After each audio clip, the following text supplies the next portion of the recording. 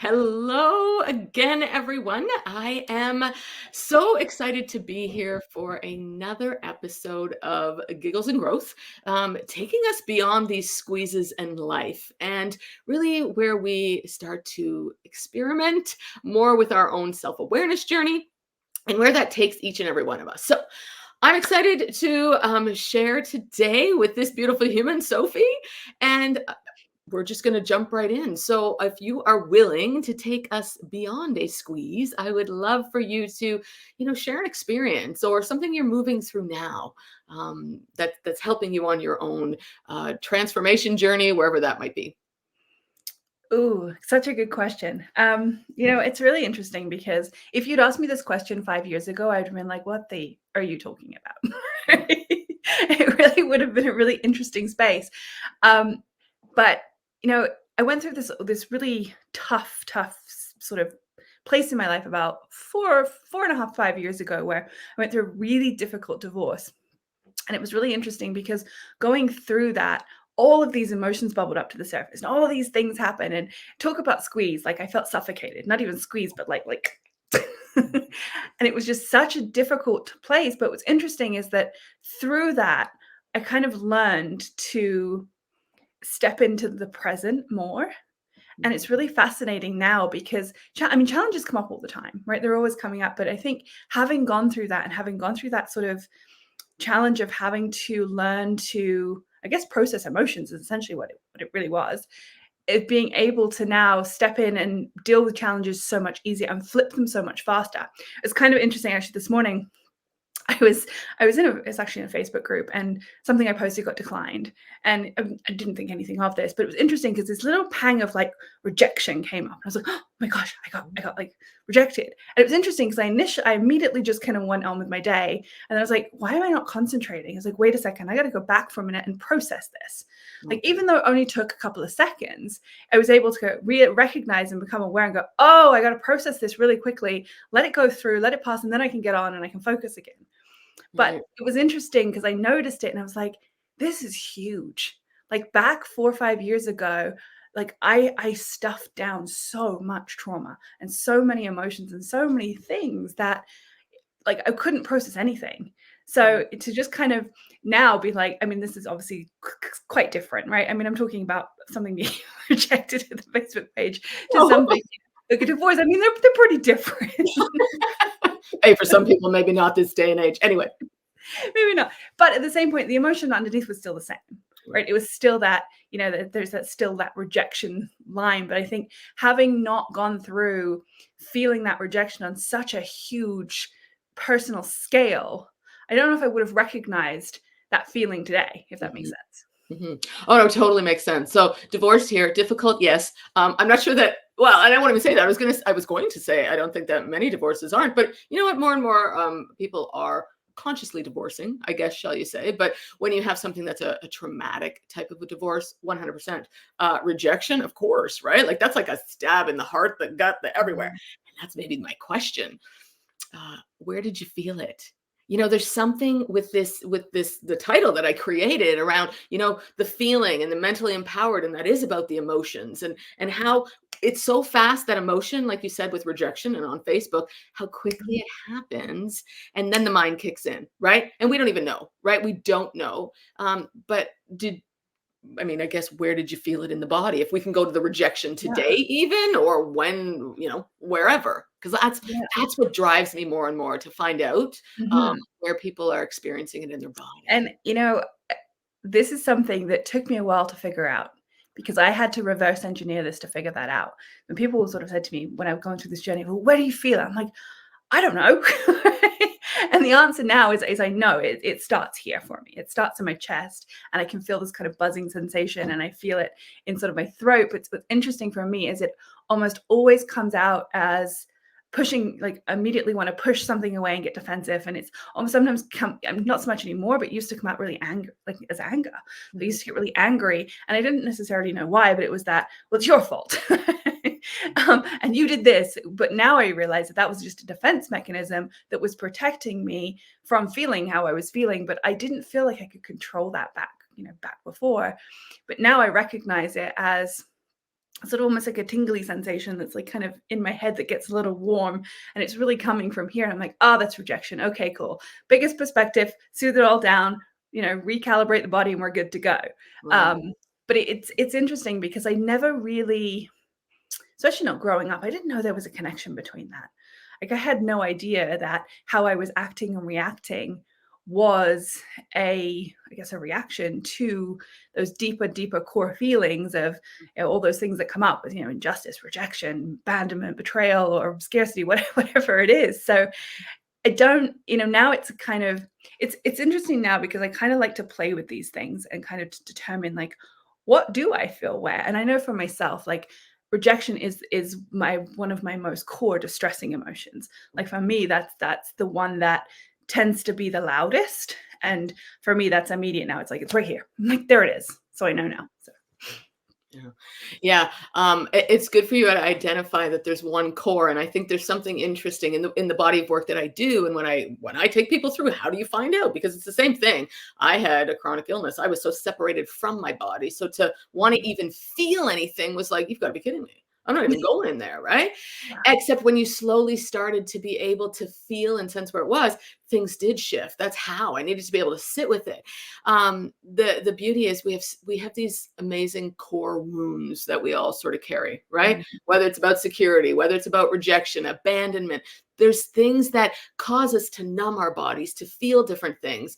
And because of the deep work that I continue to do, I actually can feel the client's body when I go into a session. So I can feel into exactly where you're triggered in your body because of it. Uh, and partially because I do deep work to be like, okay, what are you trying to say to me? Right. Like I talk to my body because that's a big part of my work. Mhm. Now, I want to go though into you bring it to the heart, which is beautiful because that's a big part of the self-awareness. And again, rejection being held there. What Mhm. kind of practices do you do otherwise? I mean, doing this and noticing it, but how do you move through your day? You have kids, I think you shared. Mhm, I do. Yeah. Yeah. So, and this is, I mean, this is a process that never ends, right? It's like Yeah. we just get better and faster at processing stuff. And I realized throughout this process, I didn't really know this about myself until somewhat-ish recently. I'm a very logical person. So my head likes to make sense of everything under the sun, and it tries to logically reframe things. And I have a real resistance to allowing myself to feel into anything. So it's a real kind of logical space. So, especially when, going through such a traumatic divorce over such an extended period of time, really kind of weighed on me to the point that I was like, it felt too big to process because there was so much going on, right? And there was such big emotions and big core wounds and all the things that it's only really now that I'm starting to kind of reconnect the body, the mind, and the spirit and put those back into place. Right. So for me, it's really been it's quite a logical process that I sort of go through first and then have to bring the awareness to and say, okay, it's safe to feel. So really for me, it's been about learning to recreate safety within myself, to feel safe enough to feel the feelings I'm feeling, and knowing that, it's not going to kill me. Yeah. I'm going to be okay. So, that's something that I'm at this stage in my journey now where logically I can figure things out very quickly. I can pinpoint exactly what's going on because I'm starting to reconnect and feel into, oh, this is coming up, what's happening.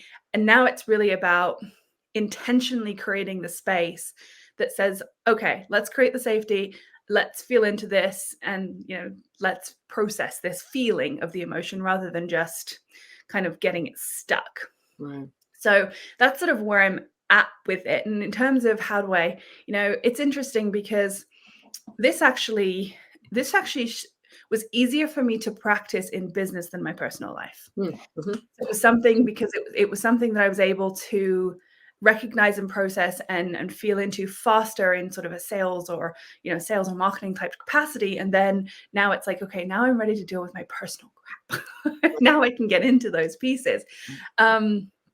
But really for me, it's been about intentionally setting time. So like I'll set, a couple of timers on my phone per day. And it's just like, okay, let's check in, let's process, let's feel. But also now starting to be more intentional about, okay, my body's feeling anxious. What's it telling me? My body's feeling this. What's it telling me? What do I need right now? How can I create that safety?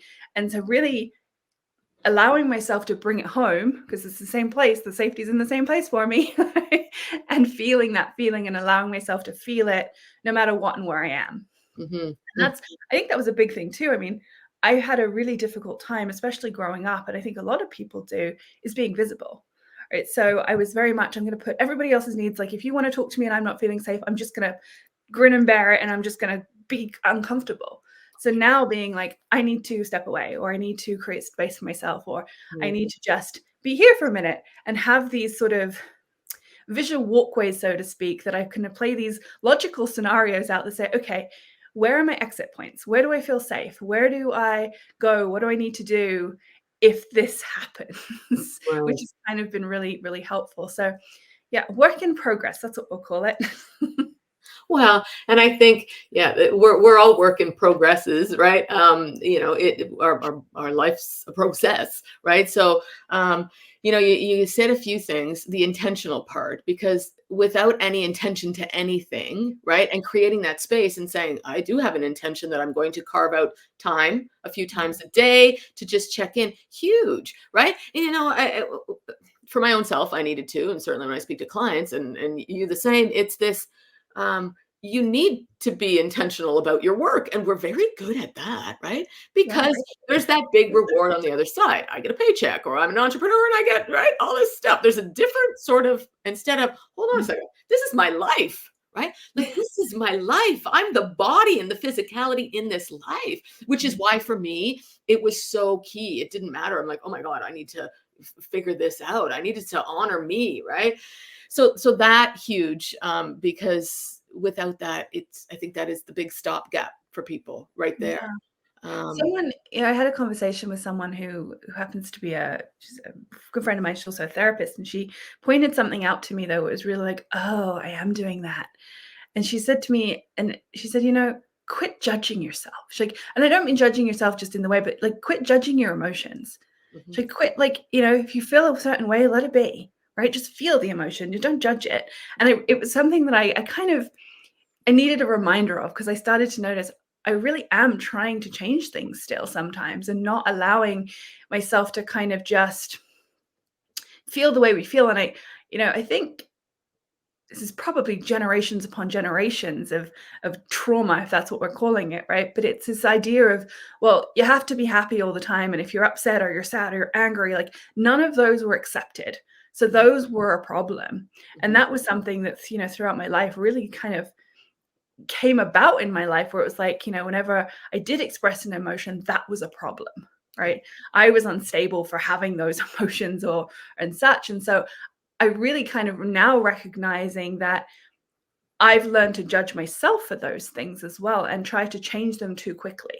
And the quicker I try and forcefully change them, the more they resist, and they say, no, no, no, no, no. we're gonna stay, or they get suppressed. So I think really allowing, you said something a moment ago too about the physical experience. And I think that's something, leaning into that more as well, and saying, life really is about experiencing it. Right? It's about not just, emotionally and all thing, but physically feeling. Like, everything we do is about experience. And I worked with a lot of clients, like in this sort of more sort of narcissistic abuse space, actually. But it was really interesting, because I noticed this really common theme of women just wanting to numb out, like completely just numb in all kinds of different ways. I mean, not necessarily just drugs and alcohol, but drugs, alcohol, shopping, scrolling, whatever. And it was really interesting because, the more and more I was working with these women, I started to reflect, and I was noticing, I'm like, how they were, little pieces were showing up in my life as well. Little pieces of like, why am I not feeling like I could, and there's that judgment again, right? Like, why can I not experience this? So it's really now, I think now I'm sort of really stepping into learning, or relearning, I guess, because kids do it so naturally, but how to just experience being in all range of, everything we're thinking, feeling, and emoting, so to speak.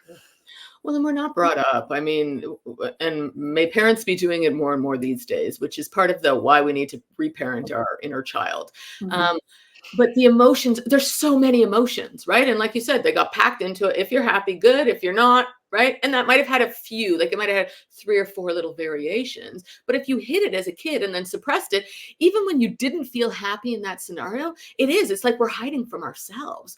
We're hiding a part of us that wants to, you know what? No, I want to have my voice here. I want to be able to. And yet, depending how we've been brought up, right? Or what we've perceived. And that's where the feeling part is.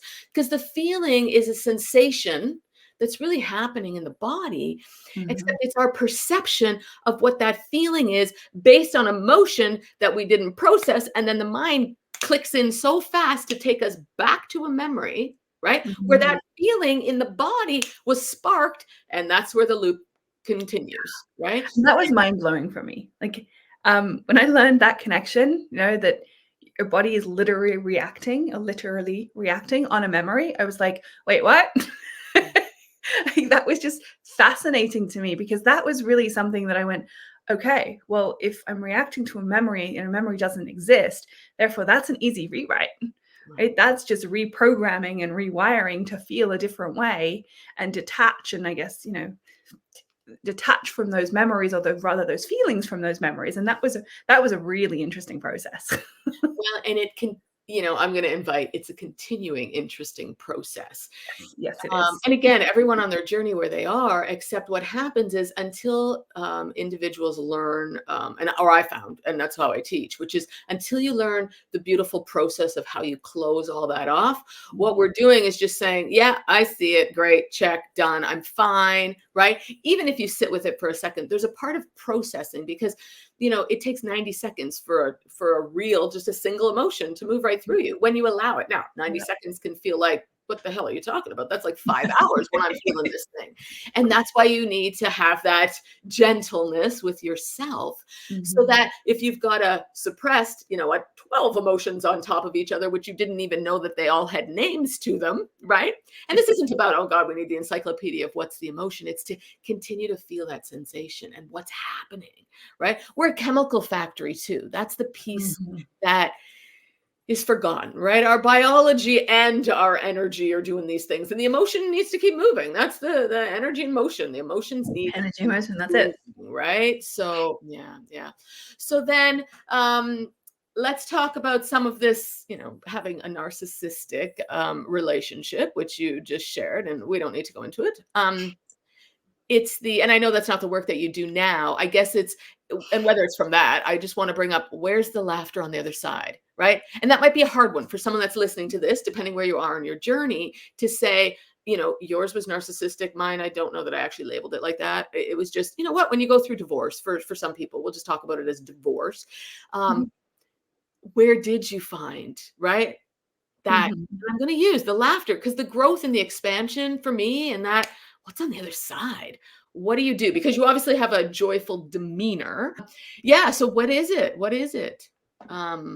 Where's the laughter? Is there?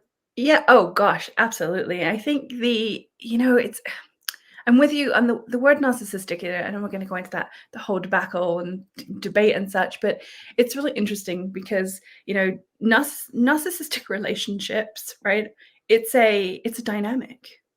It's a duo, right? And as much as I'm not going to, I want to get like hung here for victim Oh, shaming and all the things, but it's really interesting because the laughter really comes once you process the part you played in a toxic relationship, right? mhm. When you realize that you kind of and to preface, I mean, my whole relationship was not bad, right? There was pieces of it, and obviously we're not together anymore, so there was definitely toxicity there. But I think the laughter comes after the train, right? It's like after the train wreck, really. It comes after the fact that it was like, okay, this is kind of what went wrong.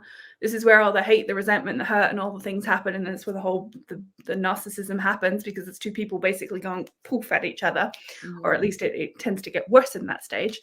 And then after the fact, it's like, okay, now I'm ready to kind of see myself for the part that I actually played in this as well. And now it's like starting to be like, oh, now I can laugh about the whole damn thing. Like, because now you're looking at it. And it's like this snapshot in time that was, it doesn't diminish the traumaticness of it, but it does make you go, oh my gosh, like there's so many. I think for me, though, the laughing parts of really were the details, right? There were some things like there's some stories that I just, now I'm like, did I really pay $3,000 for a bike pump to prove a point through a lawyer? Like, how dumb was that? So it's all of these silly little things that you're kind of looking at and you're going, okay, that was kind of, but at the time they were big, right? At the time that bike pump had so much not meaning for itself, but the point that was being proven was a big friggin' deal, something that caused a lot of stress, a lot of anxiety. But now it's like, okay, now I have that, and I have this bike pump, and I'm never going to let it go because that thing cost me $3,000. It's a piece of art now, right? People pay a piece of art. So yeah. And it's so true. I mean, my divorce too. I think the first thing after my divorce was, people were like, "Oh, I never liked him anyway." I'm like, "What the hell are you talking about?" Right? Like, and then it was like, "Hold on a second, whatever." I'm like, "I chose him. You don't have to worry about any of it." Because again, then the pieces. It was easy to that forgiveness part. It was easier in him, and then as I unraveled parts, I was like, just like you said, it's like, wow, right? We play these interesting roles because of either our own upbringing or into our ancestral or these perceptions that we're snapping from the world, from the television, from our teachers, all these things. And there's still times to this day that I'm just like, oh my God, you played the part well, right? Like we're not in touch anymore. We haven't been. And it's a number of years, but it's oh my gosh, I hope whatever you're going through that you think the same with me, like is holy cow, right? Because it is as we move through, because we never know what's going to come up, right? We don't know what might come up from that experience. It's not to say it's never done. Again, for anyone that's finding this might be something scary, it's to honor our part in it, right? And keep moving in those aspects of the self-discovery, right? That's the discovery part, right? Discovering it. Back here, right? Back here, loving on you. I think that's the fascinating part too, is that, when you go through something like this, you kind of get this sort of rapid fire life gets all squished together for a bit. And there's this huge amount of growth that can happen if you choose to allow it, right? For everybody, some people just keep repeating the pattern over and over again. But what's so fascinating to me is looking back, and you look through and you're like, wow, it's like, I am not the same person I am today than I was in the relationship. Even after the relationship, through the divorce, I'm like, I never met that person before. Like in either, I hadn't, and when I say that person, I was like, I'd never met him as that person, but I'd never met me as that person either. Like what people do in survival mode is insane. And then afterwards you go through all these things and you have all of these different parts to you that you can just see so clearly. That it's so fascinating, because now you get to be like, okay, I can, whether you're laughing about it or neutralizing it, I think is a good word to put it too, because a lot of it doesn't have emotion to it anymore. It's like, is what it is. But it's a huge, not to say it's not difficult, not to dismiss it, but to, as you said, honoring who you became through it, and to allow and just look at it and say, if I didn't have that experience, like what an opportunity to be where we're at. So super fascinating. It is. We are fascinating creatures and humans and all that. So I know we're going to be wrapping up soon. I would love to invite you if there's anything else that you just want to share with people, to say, what, cap it off if there's anything. I think if there's one thing that has been really a huge change for myself, which I know just from working with a lot of people, this is something people really do get stuck on sometimes, is learning to love the uncertainty.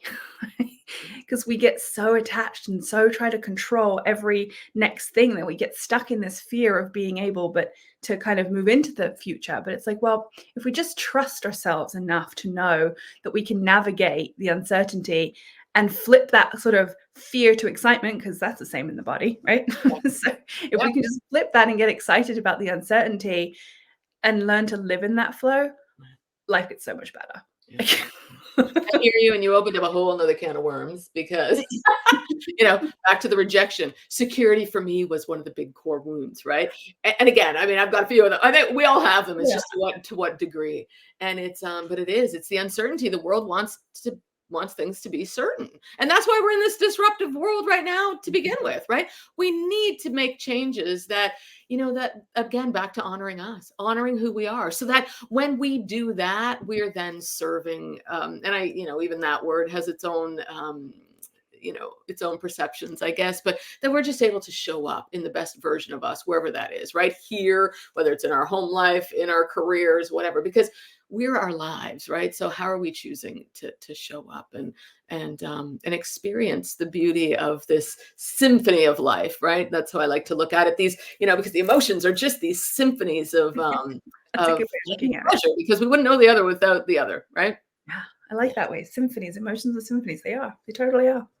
Yeah. Anyway, thank you so much. As always, I appreciate if you like and subscribe to the channel. For those of you that are watching on YouTube, and if you're here on Spotify, you can like and subscribe to me on YouTube too. And I'm not sure how it works on Spotify. Anyway, thank you for being here. And as always, keep giggling, keep growing, and keep shining bright, because we need you. You are a big part of this beautiful symphony. So, all my love. Take care. Bye. Thanks, Sophie.